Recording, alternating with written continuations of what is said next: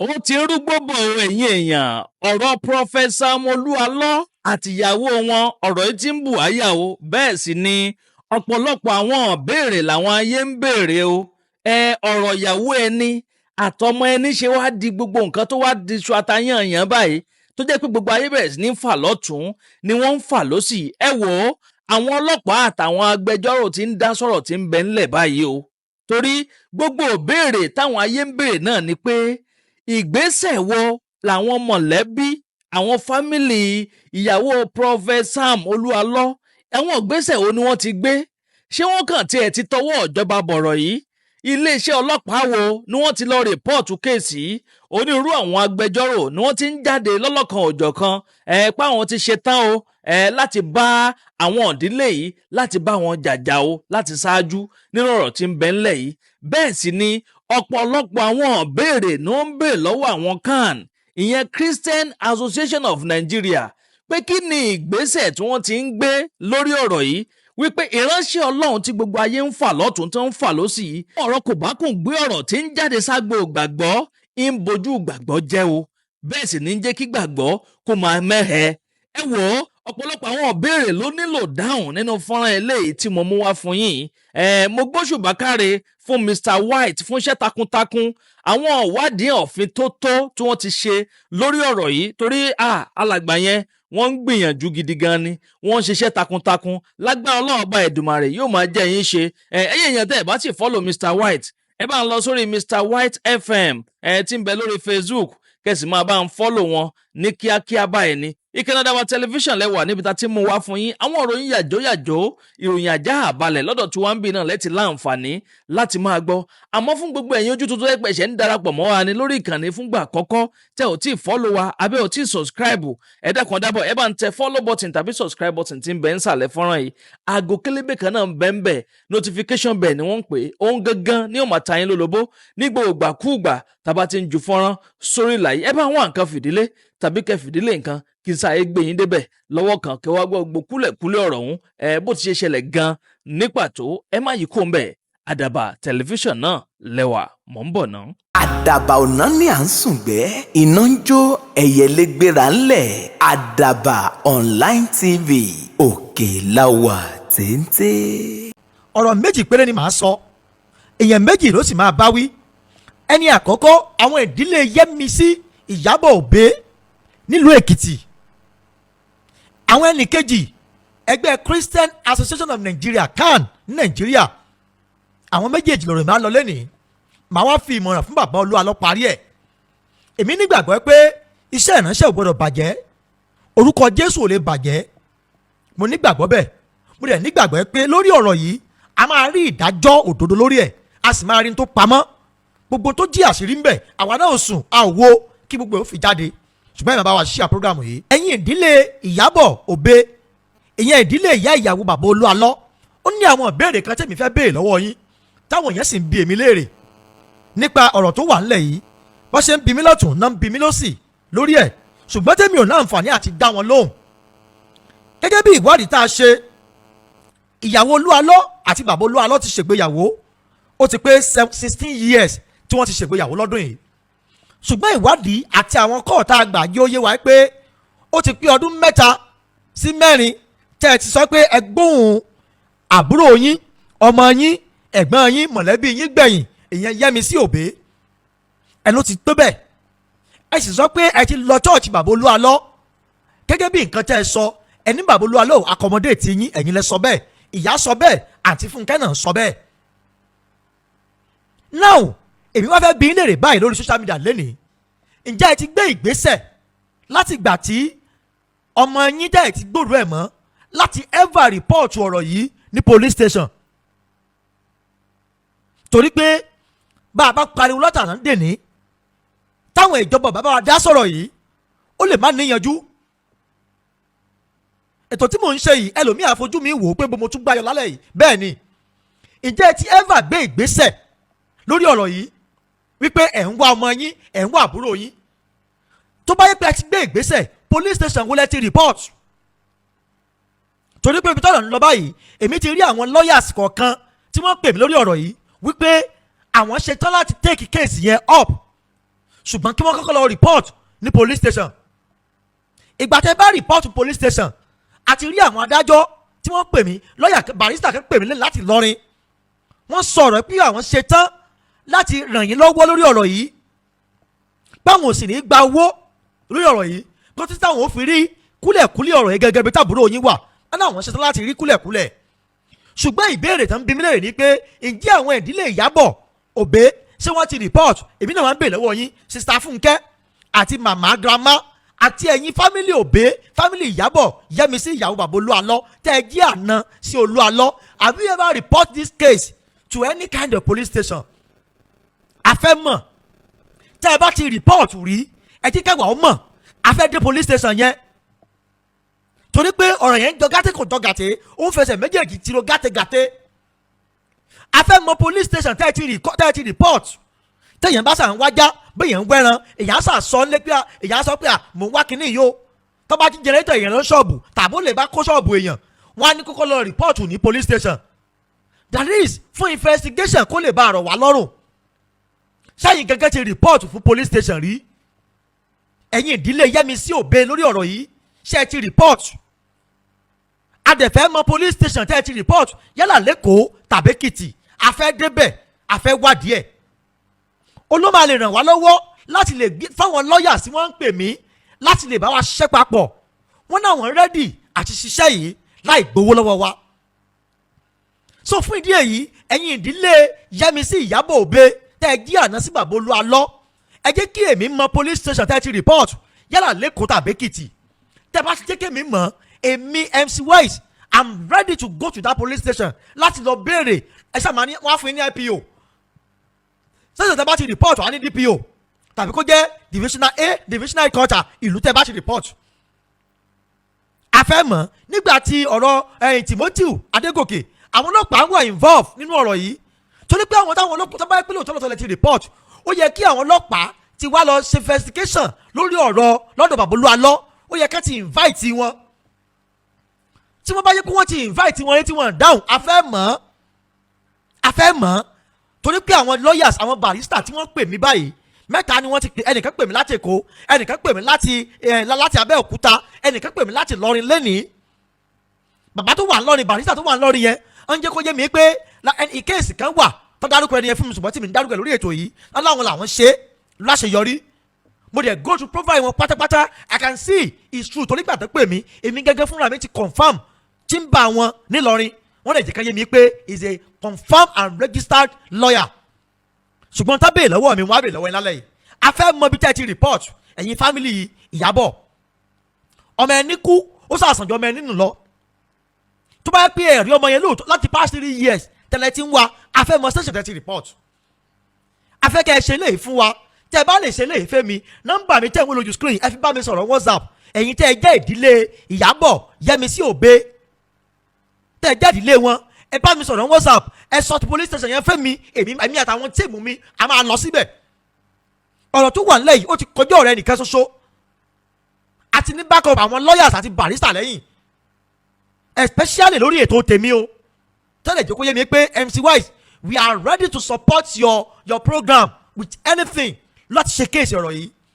Tẹ́ ẹ bá lè ṣe lè fún wa ràn wá lọ́wọ́, kò ní fún wa ní gbódídí sánmọ̀. A rí i pé lóòótọ́ ẹ̀yin kan ti take step pé ẹ ti lọ report o ní police station, a wà lọ síbẹ̀ wọ́n wá lọ gbé fáìlì ń jáde, a wo statement ẹ kọ pé nígbà báyìí àsìkò báyìí ẹ̀ ń wá ọmọ ẹ̀ tó ń jẹ́ Yẹ́misí Ìyábọ̀ Òbé, ọmọ yín tó fẹ́ bàbá wòlíì Olú Alọ Sam Adánimógo. A ó rí ń bẹ̀, ìgbà tá a bá wá rí ń bẹ̀ a wà bẹ̀rẹ̀ wádìí, torí pé ẹ̀yin gẹ́gẹ́gẹ́gẹ́gẹ́ ara ọmọ gbọ́dọ̀ ta yín aspect yẹn o, kì í ṣe pé interview online nìkan ló máa solve solution yìí. Táwọn agbófinró ò bá dá sí, táwọn amòfin ò bá dá sí, a lè má rí solution. Ẹgbẹ́ òótọ́ rẹ̀ ní aṣálẹ̀ yìí, ẹ̀yin tẹ́ ẹ̀ ń wò mí bàbá mi share program yìí, mi dẹ̀ fẹ́ kẹ́ máa comment if I'm making sense, please let me know. Torí àwọn questions táwọn tó pè mí sọ fún mi nìyẹn and I can't answer them torí pé táná fún mi láàyè nígbà tí mo pè wọ́n gbà yẹn ni to go on with my investigation with their family àti máa get ọ̀pọ̀lọpọ̀ facts lórí ọ̀rọ̀ yìí, àti máa get ẹ̀ olùlàdọ̀ bá látọ̀ tàwọn lẹ́ni báyìí mo ṣe ń fún yín report báyìí ni o. So fún ìdí èyí ẹ̀yin ìdílé Ìyábọ̀ Òbé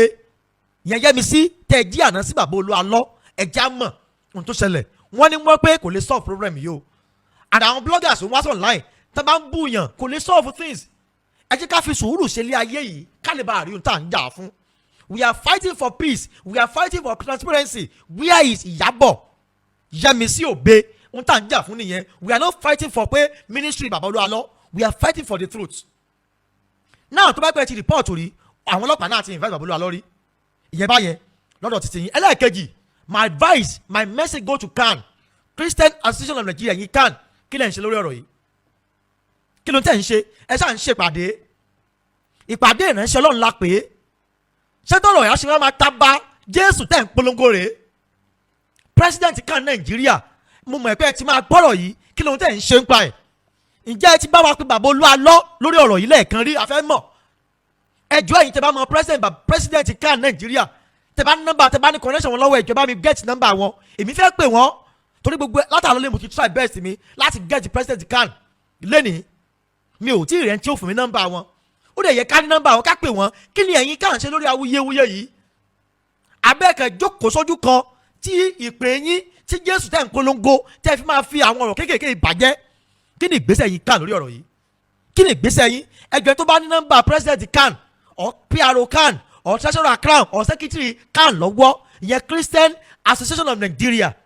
Ẹjọ́ nọ́mbà táwọn olójú screen yìí ẹ send nọ́mbà wọn sí mi á pè wọ́n torí pé lórí ọ̀rọ̀ yìí àwa ò ní dákẹ́ o. MC Wise à ní dákẹ́ o.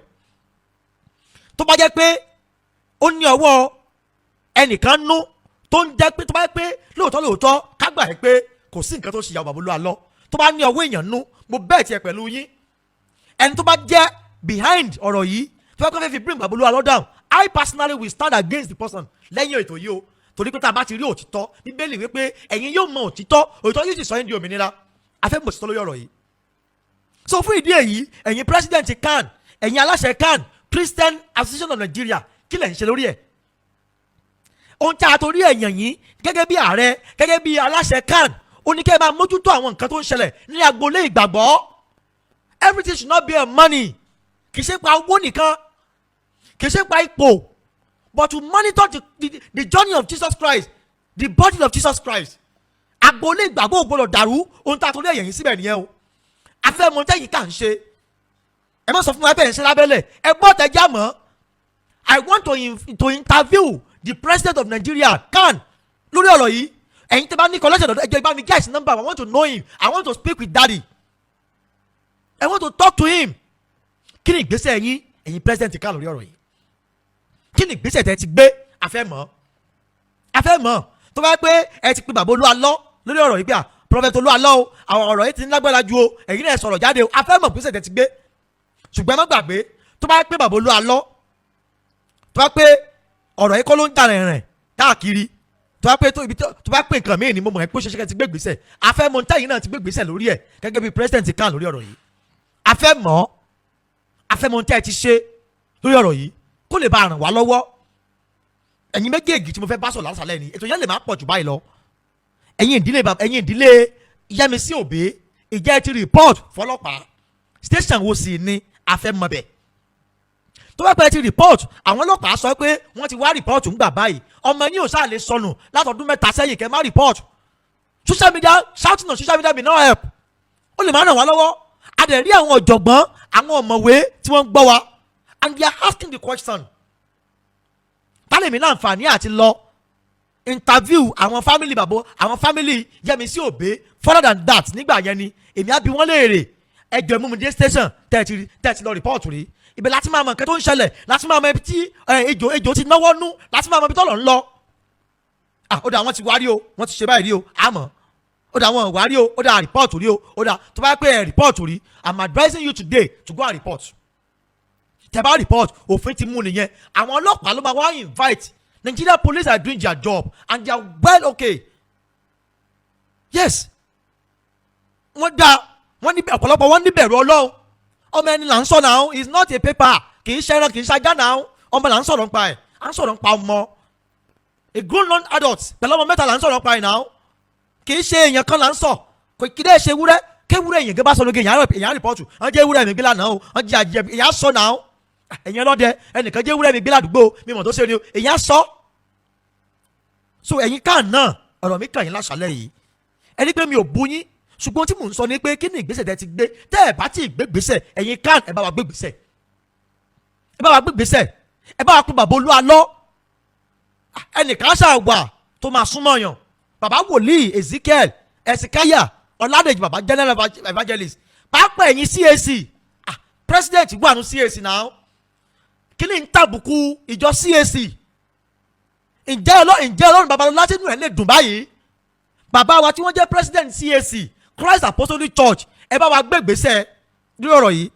bàbá wa wòlíì Esikaya lọ́lọ́dẹ ẹ̀yin ni general evangelist gbogbo CAC ẹ bá wa gbé ìgbésẹ̀ afẹ́ mọ́tẹ́ ń ṣe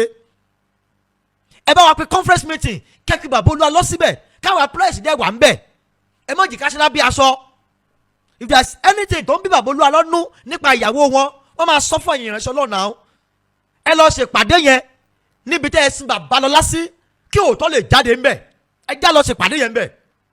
ẹ̀yin CAC àtẹ̀yin kan president kan ojú òní tì yín iṣẹ́ ìránṣẹ́ yín ò ní bàjẹ́ bàbá wa tí wọ́n jẹ́ president CAC náà ojú òní tì bàbá ẹ̀ ń gbìyànjú ẹ̀ ń ṣe takuntakun kí CAC lè tẹ̀síwájú bàbá wòlíì Esikaya ẹ̀yin náà ń gbìyànjú ẹ̀ ń ṣe takuntakun kí ìrìn lè máa tẹ̀síwájú ṣùgbọ́n ìgbọ̀nsẹ̀ kínkín létí àwọn gbẹ̀gìrì tójú bá kúrò ńbẹ̀ sọ́kàn lè kúrò ńbẹ̀ ẹ follow mi lórí péèjì yìí Ọlọ́run aláàánú ò ní fi wá sílẹ̀ o ìtasọ̀rọ̀lẹ́ yìí ẹ̀jẹ̀ àjọmúlò we are waiting for response lórí ọ̀rọ̀ yìí ìgbà tí n bá ti gbọ́ ìsì màá tún padà wá sórí ètò yìí lágbà lọ́wọ́ Ọlọ́run +234 70 31 85 72 77 +234 70 85 72 77 nọ́mbà iléeṣẹ́ wise nìyẹn ẹ pè wá ẹ bá wa follow page dáadáa ẹ̀yin èèyàn náà tó jẹ́ pé lórí àwọn program tẹ̀ ń ṣe bí ẹ ní property kan tẹ̀ ń tà tàbí ẹ̀ ń tà kankan ẹ̀yin tẹ̀ sí Nàìjíríà tẹ̀ ní nǹkan kan Nàìjíríà ń bì tẹ̀ ń ṣe business tẹ̀ fẹ́ máa bá yín ká bá yín ṣe advert lórí program wa tá à ń ṣe online yìí ààyè wà eléyìí á ràn wá lọ́wọ́ ẹ̀yin náà wò báyìí àjọ tí mo ti ṣe program yìí mi ò ti gba $1 lọ́wọ́ ẹnikẹ́ni o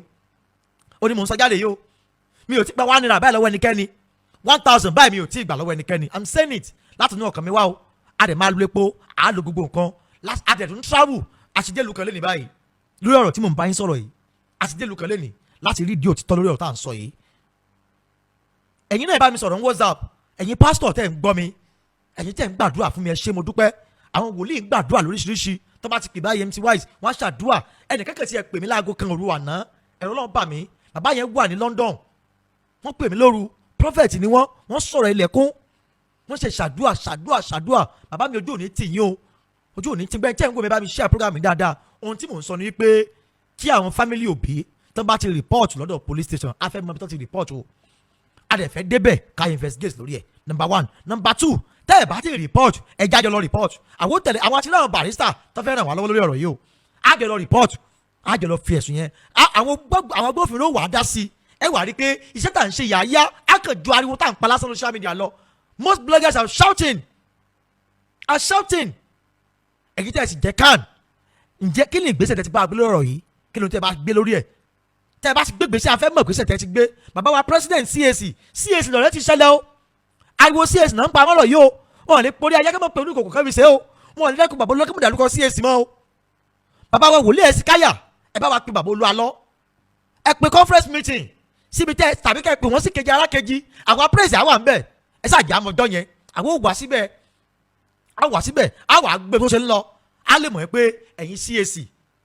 ẹ̀ dákẹ́ lórí ọ̀rọ̀ yẹn Ọlọ́run náà ló ní fi wá sílẹ̀ o orun tèmi àti yín sùn lálẹ́ yìí kò ní jorun kú o ẹ bá mi sọ lórí WhatsApp +234 70 31 85 72 77 ẹ̀yin tẹ́ bá sì fẹ́ support wa lè ṣe yìí náà tẹ́ ní ìkẹtẹ̀lẹ̀ bàbá yín ṣáàdúrà tiẹ̀ lórí program tá à ń ṣe yìí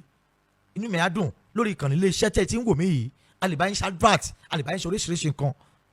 pẹ̀ bá ṣe polówó ẹ̀yin ta lẹ̀ ní ẹ̀yin ta lé ní ẹ̀yin ilé iṣẹ́ kan ní káwọn èèyàn máa bá yín mọ̀ ń pa ẹ̀ ẹ̀yin náà ìwò tí program wa ṣe ń go viral bẹ́ẹ̀ náà ṣe máa gbọ́ Ọlọ́run aláàánú ní fi wá sílẹ̀ o orun tèmi àti yín sùn lálẹ́ yìí kò ní jóná bànújẹ́ ẹ já sọ̀rọ̀ papọ̀ comment section tàbí kí bá mi sọ̀rọ̀ ní WhatsApp ẹ sì lè pè mí 070 31 85 72 77 ó dàárọ̀ o lápá bí. ẹ tún káàbọ̀ padà ẹ̀yin èèyàn mi bò lẹ ṣe rí i sí abẹ́rẹ́ pé ọ̀rọ̀ yìí ó gbẹnu tán ó lékè ńkà